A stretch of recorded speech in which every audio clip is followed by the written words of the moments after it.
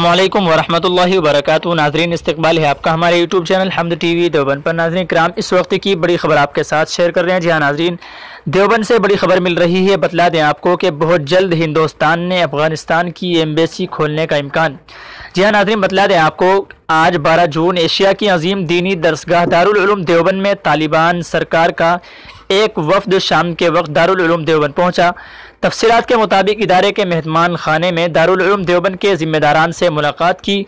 इस मौके पर दारुल उलूम देवबंद के सदरुल मुदर्रिसीन मौलाना सैयद अरशद मदनी, इदारे के मुहतमिम मुफ्ती अबुल कासिम नोमानी, नाइब मुहतमिम मौलाना अब्दुल खालिक मदरासी वगैरह से मुलाकात की।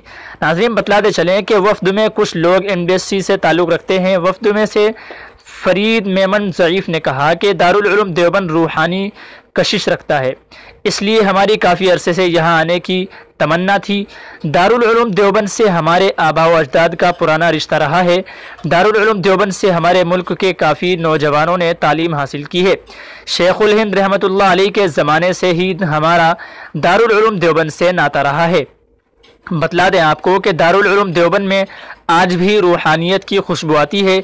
इंडियन हुकूमत के साथ काफ़ी अरसे से हमारे अच्छे ताल्लुकात हैं और हम उम्मीद करते हैं कि आइंदा भी अच्छे ताल्लुकात रहेंगे। फरीद मेमन ज़ईफ़।